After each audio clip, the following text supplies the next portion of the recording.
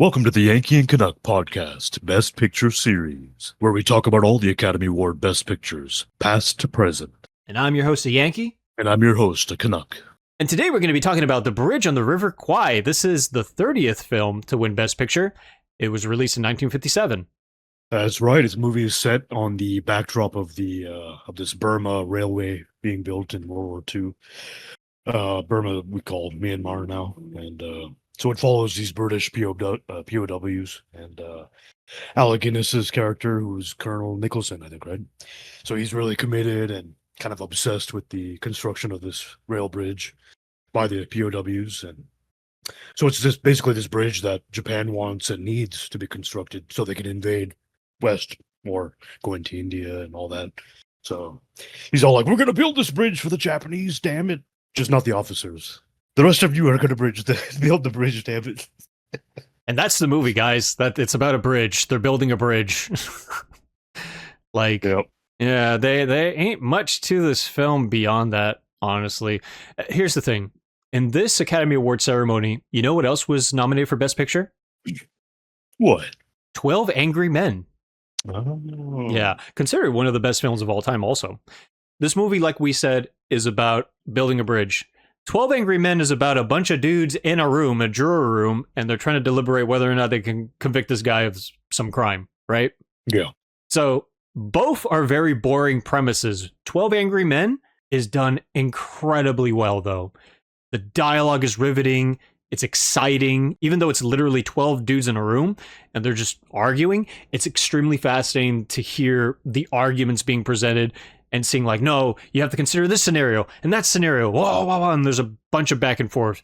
This film, it's 3 hours long and that's it. And you think there would be something more to it, I feel, but there's really not a whole lot to it. And I don't know. I just came away with this film being like, what was the point of this film? I don't know. I didn't feel like there was a point. I mean, I think yeah, that's interesting. I can see what they were trying to do. Obviously, they played a bit fast and loose with the historical events, the accuracy, all that. Hollywood's gonna Hollywood, right? But Yeah. I personally think this is a great film. It's also at the same time as far as they changing things up, I mean, it's very clear, and the records I think show that things were much more brutal. Obviously, right? I mean, they were after all being held by Imperial Japan in World War II. So in real life, the POWs were treated much more harshly. That's the thing. Like on paper, that sounds more interesting, but the movie doesn't really go into that a whole lot. That's my problem. Yeah, I mean, they're not. Yeah, they toned it down. And I think there were a lot of complaints back in the day about that, including from people who were POWs there. And I mean, Imperial Japan was known for the forced labor, which we see in this movie, but the film kind of omits the rampant, starvation, torture, beatings, all that. Yeah, they also did disembowelments. They buried people alive. They did really horrific, stuff. Absolutely, yeah. And so they did, change things up in this, but yeah, I mean, I think it's a really good movie, though. I think it accomplishes what it wanted to do. I think it's really thorough and straightforward. You just really going from this point to this point and building this bridge, and this is what's happening, and the climax and conclusion, and all that. And so, yeah, it was filmed on location, primarily in Sri Lanka, formerly Ceylon. There you which go. was great. I mean, so that they built the bridge, for the movie. It looked like they actually built the bridge, which is crazy. Yeah. It's made of bamboo and string and stuff. Yeah. People go to it all the time as a tourist thing, too. And people take photos and they're like, hey, this is the bridge from the movie. Yeah, that's cool. Well, like usual, if there's a source material, I'm going to deep dive into it somehow. So this is based on a book by, I'm going to butcher this name, Pierre Boyer. Boulle. Pierre Boyer. Well, there are different editions of this book. Sometimes they can go up to 300 pages. Sometimes it can go a little less than that. Sometimes it's like a little over 100 pages. The version I read was about 100 pages or so. Yeah, so I started reading this thing some time ago, and I was just like, okay, is this story going to start? Because the problem with the book for me is that it's bogged down in unnecessary details, which is the case for a lot of the books I've been reading. But in this case, it doesn't move the story forward. As a matter of fact, there are only a couple of times where it does mention, how the prisoners were brutalized by the Japanese in terms of if they don't follow protocol or if they're not moving fast or efficient enough. And it just goes into it like in a couple of lines and then it moves on. And then they talk about like other things seemingly. Like, here's an example of what I'm talking about. We've only got 5 months as it is, the captain hung his head apologetically. And what's wrong with using fresh timber? Some species contract, sir. That might cause cracks and displacement once the work is underway. Not with every kind of wood, of course. Elm, for instance, hardly shifts at all. So naturally, I've selected timber, which is as much like elm as possible. The elm piles of London Bridge have lasted 600 years, sir. 600 years! Exclaimed the colonel. There was a glint in his eye as he involuntarily turned towards the river. 600 years, Reeves! That would be a pretty good show. Oh, but that's an exceptional case, sir. You could hardly count on more than 50 or 60 years in this place, blah, blah, blah, blah, blah. So they go into excruciating detail about the kind of lumber they need to build this bridge with. This is akin to the classic novel Moby Dick. Now, if anyone who's heard of Moby Dick, what do you think it's about?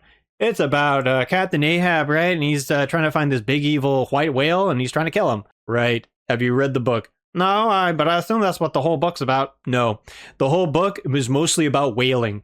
It goes into excruciating, unnecessary detail about the process of whaling, how they harvest the blubber for things, how they find the whales, what kind of whales there are in the ocean.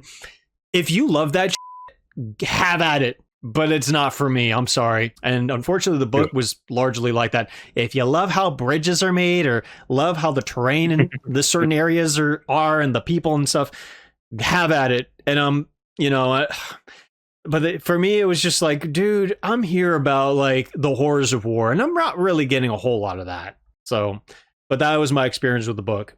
The film, I was like, hopefully this is a little bit better. But as I mentioned or indicated in the beginning, no, I mean, let's talk about like in terms of like performances, Sir Alec Guinness, he's pretty damn good in this film. I mean, oh yeah, definitely. Even though I can't help but see Obi Wan Kenobi being put into an oven, getting beat up and stuff.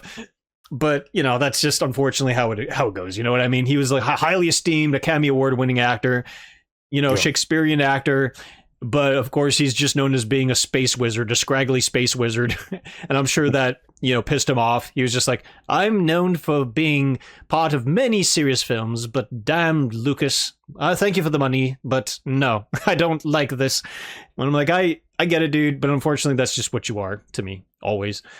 He went from, these aren't the droids you're looking for, to, it's time to build a bridge. The Japanese have told me to build a bridge. And damn it, I'm going to build the best bridge I can. And that's what he does. It's one of those things where it's just like he brings these men in and he refuses to let them work on the bridge out of principle. He's like, these aren't the slaves you're looking for, basically. Well, the POWs working in the bridge, the distinction was he didn't want... he told Colonel Saito that officers are not to be working on the bridge as POWs. That's against the Geneva Convention, not Geneva, whatever it is, the code or whatever. And so that was his main issue.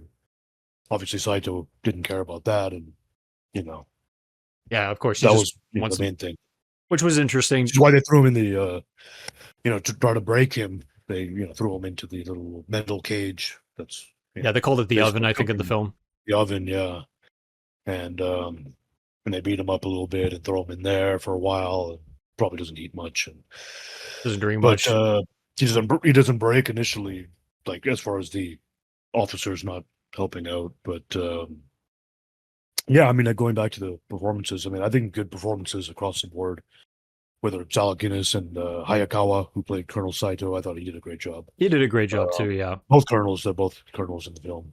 Oh, yeah, exactly. William Holden was okay. He's like the American guy that escapes, and then he comes back on a reconnaissance mission to blow up the bridge. Like, you want me to go back? He's like, no. When he escaped and all that was fine and dandy, and it was really funny at one point. Like, I think he jumped, or someone got shot, and they jumped into the river, and you could tell it was a dummy. Woo! Oh yeah. No, there's one part of the movie that you think it's a bird or whatever, and you're like, that looks so fake. It's supposed to be because it's actually a kite. Yeah, that was yeah. I could tell right away, but the special effects Yeah, were kind of shoddy. That I'm like, maybe that was meant to be a bird. I don't know, yeah. but Just it, from in the moment, overall in the movie, it's very good, and yeah, that the because he gets to. production, the cinematography, all that is fantastic. I mean, it's I mean, we're gonna come across a Best Picture winner that has really crappy cinematography, really crappy, I set think we design. covered a few of them. Yeah, I can't recall at the top of my head. yeah. But yeah, sure. I mean, it's like a decent. It's all decent. It's on location, like you mentioned, so that was interesting. Location is a big factor. I mean, that really keeps it you in it. Really, I mean, I think that, like I said earlier, I think this is a very good movie, very compelling. The acting's good. It is a bit slow, I would say. It kind of takes its time, and it's maybe a little too long, but I think it's thorough and it does lead you where it needs to go. Yeah, And the conclusion's awesome, a very good conclusion. And I mean, if you want a film that is technical excellence, then you found it here. there was a scene that I really hated, and that was like when after the dude went back, the American guy, uh, he swam to safety. He escaped the jungle. His comrades died. Then he goes into this little village. I think they said it was a Chinese village or something. Then he goes on some sort of a resort where there are other military personnel there and stuff. It was like a little base or something. That took forever. I don't know how long it took, maybe an hour, maybe 30 minutes, 40 minutes, where they're just talking about the mission. And I'm like, can we get on with this, man? Like, I get it, dude. Like, this dude escaped. He thought he was free, but then they drag him back in. They're like, hey, you know that bridge that in that camp that you were imprisoned in? Well, I want you to go back and you need to blow it up because we got to screw up the Japanese plans. I'm like, that easily could have been just a little 5-minute scene or something. That's it. I agree with that. There was a lot of additional info that wasn't really needed after he escapes, and then I mean a little bit like how his life is now, and he's like, oh, this is great, with the locals here, I'm kind of relaxing. It's like I'm on vacation, is the way he's looking at it. Basically, it's called, and then the mission it goes on for a little too long. And I do agree with that. it goes on for way too long. Like, I think we have The different purpose opinions makes on sense that. because he's been there, so he has the intelligence to, he has the intel. He knows where they need to go, and all that, the details and the layout and all that. So it makes complete sense story wise, but the scene is drawn on too long. Yeah, and even when they get on the mission, they parachute. One guy dies. I think he just hit a tree or something. I don't know. He just falls in a tree, and then he just crashes in the tree. They look up, and he's like dead. And I'm like, I don't know. He died somehow, but I'm sure it happens. But I don't know. Yeah. They were. Yeah, there was a couple of them, Warden and whatever Shears, obviously. I forget the other names, but yeah, the four of them parachuted, right? And so, yeah, it was just some sort of mishap with his chute or whatever, and then he landed in the tree and died. So Yeah, which it was kind of showing, because I think he was the kid that they showed earlier that was kind of like, oh, this is my first mission or something like that, or yeah, so they had something there to he makes it. He makes it all the way to the end, I think. That guy. By the way, that guy is still alive. Yeah. The one who's part of the parachute team. Oh, okay, yeah. Yes, I think his name is Jeffrey Horn. Is the actor's name? In real, yeah, well, yeah, the actor eventually. Well, the character dies in the film, but the actor is still alive, which I thought was pretty remarkable. And he plays Lieutenant Joyce. Okay, yeah. So it's Warden, Shears, Joyce, and Chapman. Yeah, Chapman was the one who bit it. He fell in the tree and died. So yeah, that was Chapman. Which is funny because I think early in the film he's just like, I'm fine with Chapman, but he was just like talking crap about the other guys he was forced to team up with. But Chapman's a good man, and then he's the first to die. That's true. It's like, okay, I guess you're screwed, buddy. And there was a cool scene too later on where like they're trying to get the radio to work and it didn't work, and he kicks it and then it works. I'm like, okay. That's kind of funny. Just like in real life. Yeah, it was like the Millennium Falcon, with Han Solo, he hits the Millennium Falcon and it fucking powers on. Yeah, same thing. Another factor is like the sound. So just like hearing Rule Britannia in the previous film we covered, which was Around the World in 80 Days, which you guys should definitely check out our podcast on it. It's a good one.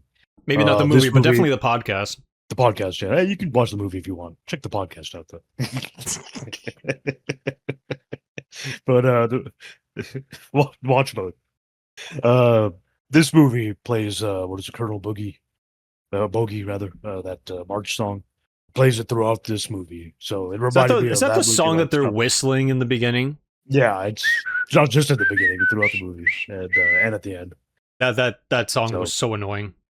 yeah, it's a famous song, right? That Colonel Bogey song, and I mean, It I is. get it. It's I get it initially. It's fitting, but it's a lot, and then they're just playing it a whole bunch.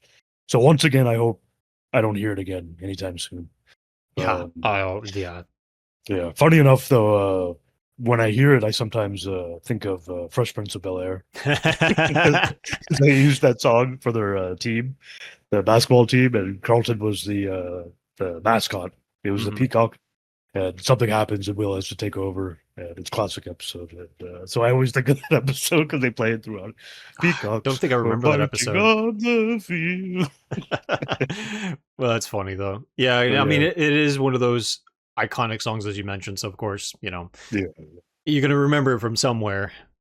But yeah, I certainly. mean, like, and wasn't there a scene too where like Obi Wan Kenobi, they took him out of the oven, Obi and Wan Kenobi. I'm just gonna call him Obi Wan. So Obi Wan is Sure. like with Colonel Saito, the Japanese dude, Yeah, and they were talking, and then Saito said basically like, do you know what today is? It's the anniversary of our victory in 1905 against the Russians or something. Russian. Yeah, Yeah, and that's where we're like, and that's why we're gonna have your men not work a day. And then he comes out, and all the men are like, he did it. And then they hold him up over their shoulders, and they're like, yeah. And I was just like, what are they celebrating? They're celebrating that they have a day off. Is that what's the going day on? off. Yeah, yeah. Oh, Basically, and then also, I mean, Saito was try to break him, Nicholson. of So course he's he trying to which he like doesn't.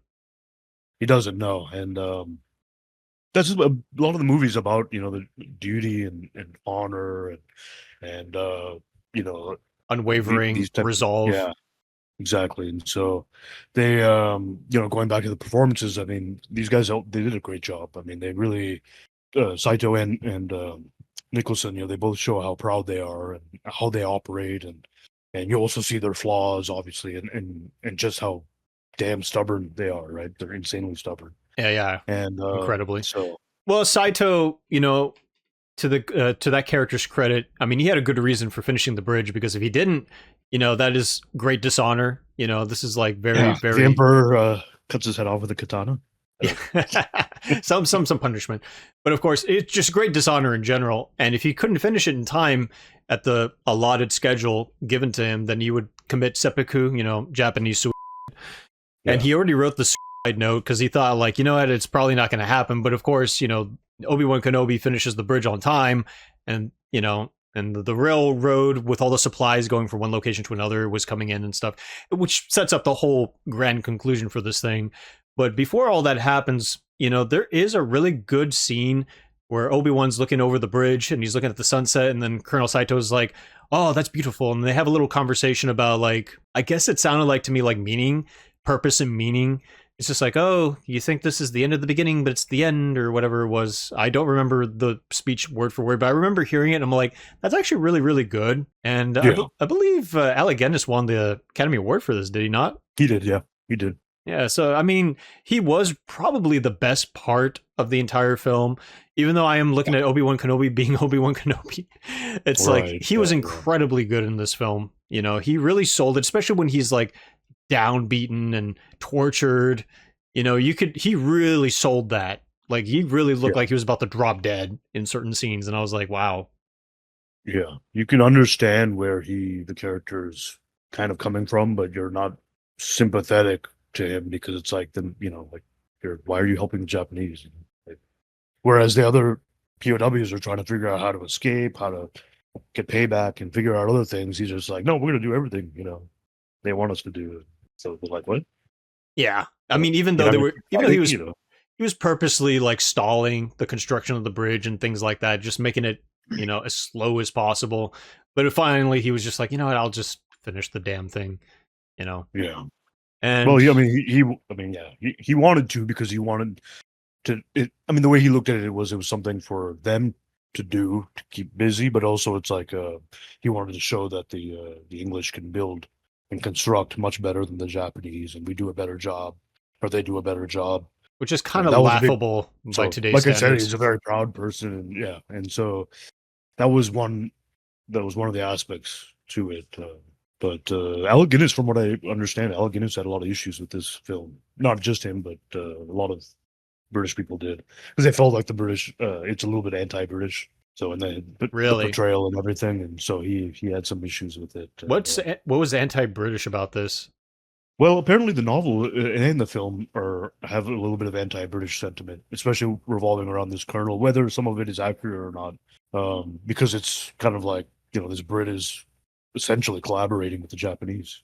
Oh, well, it's not like he had a choice. I mean, so well, I mean, I mean that's the impression I got. I mean, it's just like either do what they say or die or get tortured. I mean, because these are POWs, right? yeah. So I mean, just like, I don't know. I don't necessarily see it, but I think there were a lot of people who thought there was an anti-British sentiment to it. So I don't know. It's whatever. I don't really. For me, it's it's just there's a lot of things it covers, like those themes that we'd already discussed, and then maybe also like the point, why it's so pointless to fight or war, more themes about war itself, and like this is what it's leading to, and this is what you're doing, and like yeah, I thought it was pretty absurd. Going back to that is just like British engineering is superior to Japanese engineering. I'm like, I'm sorry. In today's world, that is just straight up laughable. Like, yeah, no, I mean, a lot of the stuff comes from, China or Japan or Taiwan, and it's really robustly made. It's just like, no, that's absurd. Maybe that rang true back then, but not anymore. Yeah, I think it's more of a pride thing. He was like, we're gonna do a great job constructing this rail bridge, and they wouldn't have been able to do something like this, and so that's kind of where he was coming from. That's why he was so adamant on. He was so adamant to constructing the bridge and doing a great job, and then obviously Saito was adamant about it being done on time. But I just felt like between those two characters, Obi-Wan and Saito, that there could have been a tighter connection between the two. Like, they have different views on certain things, and they're on opposite ends of the war, because they're supposed to be enemies. But they grow to have an understanding, and I felt like the understanding, it was there at times, but I wish it was like stronger. You know what I mean? Like, I didn't feel like it was a journey between those two characters. And then when you get to the American dude, the Holden character, I was just like, I don't know. That character, the only purpose of that character is just so he can come back and blow up the bridge. Other than that, I felt like he was a two-dimensional character. He just didn't have much more of a purpose beyond that. Like, I didn't feel him as a character, you know what I mean? Yeah, but he does give a little bit of a different perspective to how everything is there. He's basically kind of like a different way to look at how things are operating there, I guess, like almost like an everyman approach, and not really following in line, which you usually do that in the military setting. And so it's kind of like a different angle, whereas these people are, Saito and Nicholson, are focused on this duty and honor and that kind of stuff, and he has a different approach, right? Like, I'm getting the hell out of here and going home, and I want to go party, and I mean, I got that, but I just didn't. It just still felt very two-dimensional. It was just like, I have a purpose. My purpose is to leave and come back and blow up the bridge. Plot-wise, definitely, that's exactly it. Yeah, but which is fine. That's his character's role. That's what he's supposed to do. But I'm like, where's the meat and potatoes of this whole thing? I mean, like, what about you as a character? What have you done to make me like you? I just didn't see that, and that was a running theme throughout most of the film. Really, like I said, like the Nicholson character, the Obi-Wan, he was the only one that I felt for, because you see him go through all of that stuff, and he refuses to like bend the knee. And Saito, you could see that in that character, like, yeah, he's the bad guy in this, but you could see why he's doing what he's doing, and you could see that there is some humanity there, and that he does back off. So there's character growth with those two particular characters. So it kind of made the subplot almost unnecessary. I mean, it's necessary in the sense where you need to see the bridge blow up, and that is really probably the most spectacular scene in the entire film. The struggle to, you know, get the dynamite all set up, and then Obi-Wan is like, oh, what is this? And he gets the line and he's pulling on it, and then he's getting closer to see like the switch for the dynamite, and then there's a big struggle and stuff like that, and there's a big, you know, there's a shootout happening. That whole action sequence at the end is pretty much the whole reason for watching this film, I feel. Yeah. Even though it takes that long to get there. And again, 3 hours, bro. It's like Around the World in 80 Days, that's 3 hours long too. And that is excruciating. This was under 3, I think, but yeah, close to 3. Yeah, but 20, give or take less than 20 minutes, but it was, for all intents and purposes, it might as well have been 3 hours. That's and Around the World in 80 Days, that's about a 3 hour film. And shouldn't have been 3 hours? No, but at least with that film, having just covered that, it's just like, at least you get to see different things, you know what I mean? You get to see different cultures, as stereotypical and as they were. You know, at least there's different stuff happening, and a lot of cameos and whatnot. This one is just like an hour, 30 minutes tops. That should have just been the actual running time, because there's no way to stretch this thing like to the amount that they ended up stretching it to, you know what I mean? So I just felt like very bored through most of it, and I was just like, please, can we move on? I don't want to watch this anymore. I know, like I said, you really like the film. I ultimately did not, and I think this is probably the first time where we have very different, diametrical opposing views on a film. Yeah, I think so. Yeah, but I mean, for me, there's not much more to talk about. So yeah, I definitely I mean, I definitely agree that it's too long. I think there's some pacing issues. I think it's deliberately done throughout the movie, and then for that build up, that conclusion, the build up, and then the conclusion. I think so. So I can see why they did that. Yeah, I think I don't think this movie could have been 90 minutes. I don't think so, but definitely they could have cut it down quite a bit. I do agree with that. A couple of scenes, like you said, when the American's back and then has to go back, and so cut 10 minutes here, cut 10 minutes there. You could have got a whole damn hour 30. But anyway, no, that's my viewpoint. I disagree. Yeah, I disagree with that. I fight you. No. But hey, look, overall, I think it's a great film. I think director David Lean did a good job. I don't really have any major complaints, and it's considered one of the greatest films ever made. And I think it's the highest grossing film that year, and one of the highest grossing films of the decade, I think. It's a very highly esteemed film, obviously. I've heard of the name certainly before actually watching the film, so it goes to show you like how influential and impactful this film was, especially on release. Yeah. It's very different than what we've seen before, and you know, this is really like, okay, you know, these are the movies in the 50s that really, you know, putting in the next gear. So, but yeah, overall, I liked it a lot. I thought I'm probably going to give it a 7.5 out of 10. Wow. So for me, I'm going to probably give it, man, you're not going to like me for this one, 4.5 out of 10. It's just super boring. I did not like this at all. Just like I said, just those two characters, you know, Sir Alec Guinness and Colonel Saito. I mean, those are the only characters that are worth any kind of a damn.